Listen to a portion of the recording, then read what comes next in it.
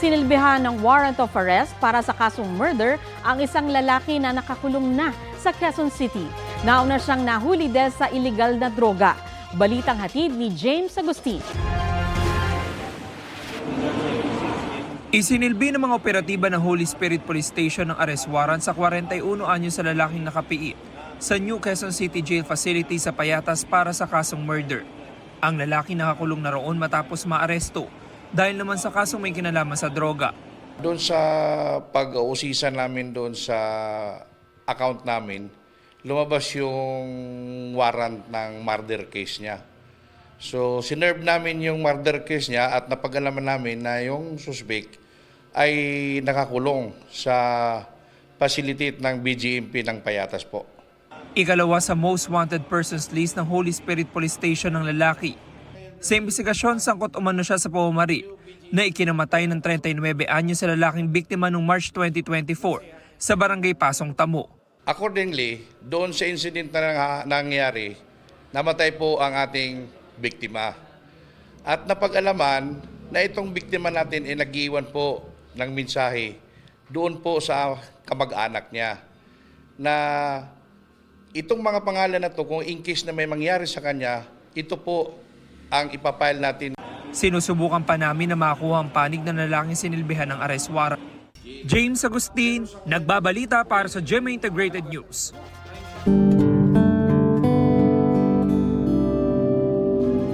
Halos 40,000 pasahero na ang naitalang bumiyahe sa Manila North Port simula kaninang alas 12 ng madaling araw. Update tayo sa sitwasyon doon sa ulat on the spot ni Marisol Abduraman. Marisol? Rafi, maayos pa naman ang sitwasyon dito sa Manila North Port Terminal. Mamayang gabi pa kasi inaasahan ang biyahe ng barko papunta sa probinsya. Pero may mga dumating na Rafi kanina na galing sa ibang probinsya na dito naman magsasimana Santa sa Manila.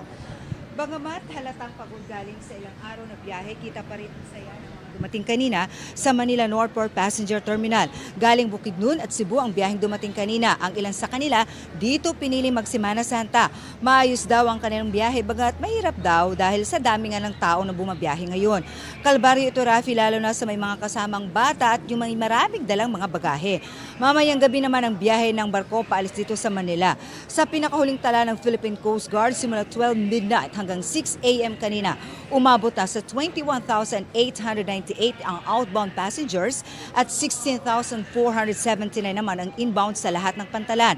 Nasa heightened alert pa rin ang buong PCG at nasa 4,355 ang kanilang personnel na nakadeploy, Rafi, sa 16 na PCG districts. Ito, Rafi, yung mga nag-check sa mga motorbangka at ilang pang barko na nagbiyahe sa iba't ibang port terminal sa bansa. Rafi, gaya na yung nakikita dito sa ating likuran, malinis at halos wala nga tayong nakikitang pasahero dahil yung iba nasa loob na sa pre-departure area na kung tawagin na naghihintay ng kanilang biyahe mamayang gabi papuntang Bukidnon. Pero alam mo, ang nakakatuwa lang, nakabagamat mas marami ang authorities na nakikita natin na kumpara sa mga pasahero, nananatiling mahigpit ang seguridad na kanilang ipinapatupad. May help desk dito, meron din mga taga Coast Guard, may PNP rin na nakadeploy para matiyak na magiging maayos ang biyahe. Rafi. Maraming salamat, Marisol Abduraman. Ito ang GMA Regional TV News.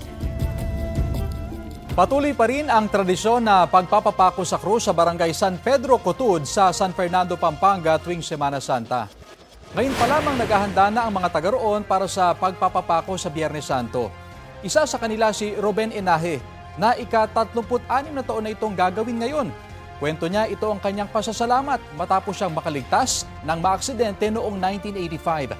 Gagawin ang pagpapapako kasunod ng senakulo sa Biyernes mula alas 12 ng tanghali hanggang alas 3 ng hapon. Sa Talavera, Nueva Ecija naman, nagsimula ng magpenitensya ang ilang Katoliko. Habang walang suot na pang-itaas, hinahampas sila sa likod. Dadapa naman sila sa kalsada sa kada istasyon ng Daan ng Krus o Stations of the Cross. Ganyan din ang ginawa ng ilang lalaki sa Balanga, Bataan. May nagpapasin din doon ng mga krus. Dati pang sinasabi ng Simbahang Katolika na hindi nito hinihikayat ang pagpapapako o pananakit sa sarili bilang pagsisisi sa mga kasalanan. Niyanig ng magnitude 5.7 na lindol ang ilang bahagi ng Mindanao ngayon pong umaga. Sa Sa Tocorong Sultan Kudarat, kita sa CCTV ang pagyanig sa paligid ng isang bahay. Naging maingay ang ilang alagang hayop na nasa bakuran. Ayon sa FIVOX, natunto ng epicentro ng lindol, mahigit 50 kilometro timog kanluran ng Maitom, Sarangani. Naramdaman ang intensity 4 na bahagyang o pagyanig sa Kiamba, Sarangani at sa mga bayan ng Tibuli, Banga, Surala at Tupi ng South Cotabato. Intensity 3 naman sa Maitom Glan, Malungon, Malapatan at Alabel sa Sarangani, gayon din sa General Santos City at sa ilan pang panig ng South Cotabato. Naramdaman ang intensity 2 sa Davao City at maging sa Maasim, Sarangani, Lake Cebu, Tantangan at Tampakan, South Cotabato. Itong alas 9 ng umaga, 2 aftershocks na ang naitala at asahan pa raw ito sa mga susunod na oras. Tampok ang mayamang kulturang Pinoy sa pagbubukas ng Philippine Pavilion sa Expo 2025 sa Osaka, Japan. Layo nito na mas maipakilala pa ang Pilipinas sa buong mundo at mapalakas ang turismo. Balitang hatid ni Katrina Son.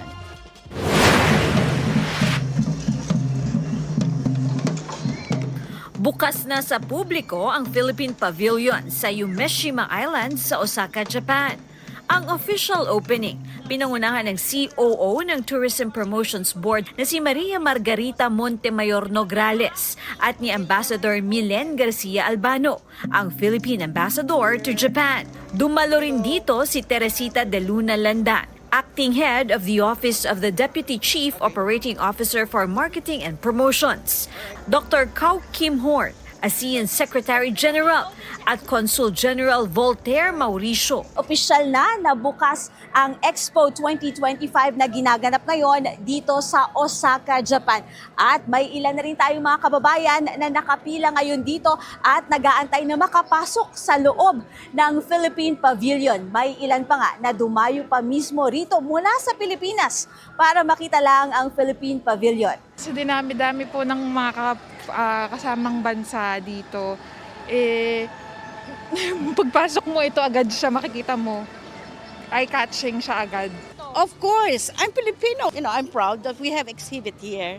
So we wanted to see what's inside. Of course, we're excited. This is our family. This is the most unique one here for sure. I mean, the structure specifically, this is like one of the most craziest designs. I think it kind of brings our culture here. It kind of defines what it means to be a Filipino. Marami ring mga dayuhan mula sa iba't ibang mga bansa ang namangha at bumilib sa disenyo ng ating pavilion. Bukod dito, ninanais din nila na mas makilala ang ating bansa. We love the Philippines. It's a fantastic country. It's beautiful. Like the texture of it comes to life, especially you guys have these little trees planted outside. So it's a very gorgeous place to come visit. Must see sa loob ng pavilion ang 18 woven art pieces na may multimedia projection. Sinisimbolo nito ang 18 rehiyon ng bansa. Mayroon ding dancing with nature at AI photo booth na tiyak na kabibiliban.